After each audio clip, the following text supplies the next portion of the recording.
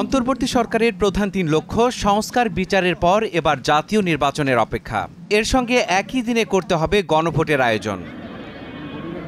তবে জাতীয় নির্বাচনের মতো এত বড় কর্মযজ্ঞের পাশাপাশি গণভোট করতে এএমএম নাসিরউদ্দিন কমিশন কতটা সক্ষম সামনে এসেছে সে আলোচনা। বিশ্লেষকরাও বলছেন সংসদ নির্বাচনের সঙ্গে গণভোট যুক্ত হওয়ায় নির্বাচন কমিশনের ওপর চাপ বেড়েছে বহুগুণ। এ চ্যালেঞ্জ থেকে উত্তরণে প্রয়োজন সমন্বিত, পরিকল্পিত ও ঠিক সময়ে কার্যকর পদক্ষেপ নেওয়া। আমাদের দেশে গণভোটটা ৩৫ বছর পরে হবে। সর্বশেষ গণভোট ছিল ১৯৯১ সালে। এই ৩৫ বছরে মানুষ হয়তো ভুলে গেছে গণভোট কীভাবে ভোট দিতে হয়। বিশেষ করে গ্রামের মানুষ, ইয়াং জেনারেশন, তাদের মাথায় জিনিসটা নাই। কাজে তাদেরকে জানানো, তাদেরকে বোঝানো, তাদেরকে অ্যাওয়ার করা, তার জন্য ব্যাপক কর্মযজ্ঞ লাগবে। এবং এই কর্মযজ্ঞটা ইলেকশন কমিশনের একার পক্ষে সম্ভব না।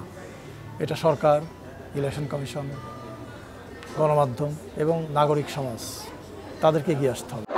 গত ৩ নির্বাচনের কর্মকর্তারা এবার দায়িত্বে না থাকায় অভিজ্ঞ জনবলের ঘাটতি তৈরি হতে পারে বলেও সতর্ক করছেন তারা। আমাদের ভোটার অনুপাতে যে ভোট কেন্দ্র, ভোট কক্ষ দিয়ে প্রায় আনুমানিক 10 লক্ষর কাছাকাছি লোক লাগবে, বা তার চাইতে কিছু বেশিও লাগতে পারে। তো এত লোক মানুষকে, যারা আবার গণভোটে কোনোদিন ইলেকশনও করেনি, গণভোটের নেচারটা তো একটু ডিফারেন্স। সেই ইলেকশনে কিন্তু এইসব লোক যারা এখন আছে তারা কিন্তু কোনোদিন কিন্তু ইলেকশনে কাজ করেনি। তো ইলেকশন কমিশনকে যে এদের সক্ষমতা বৃদ্ধির জায়গাটা সাংঘাতিকভাবে তৈরি করতে হবে। গণভোটে 4 বিষয়ে একটি প্রশ্নে দিতে হবে হ্যাঁ বা না ভোট। এতে সময় লাগতে পারে বেশি, যা প্রভাব ফেলতে পারে সামগ্রিক ভোট গ্রহণে। সঙ্গে রয়েছে ঝুঁকিপূর্ণ কেন্দ্রে ভোট বাতিল হলে সে ঘটনা সামাল দেওয়ার চ্যালেঞ্জও। গণভোট আয়োজন করতে গেলে ব্যাপক অ্যাওয়ারনেস প্রোগ্রাম লাগবে। শুরুতেই বলেছি, মানুষকে অ্যাওয়ার করতে হবে, বোঝাতে হবে, এই যে বিষয়গুলো কী সেগুলো জানাতে হবে, এবং কিভাবে তারা ভোটটা দেবে সেটা জানাতে হবে। তাদের মধ্যে নানা রকমের প্রশ্ন আছে, সেই প্রশ্নগুলোর উত্তর এই অ্যাওয়ারনেসের মধ্যে থাকতে হবে।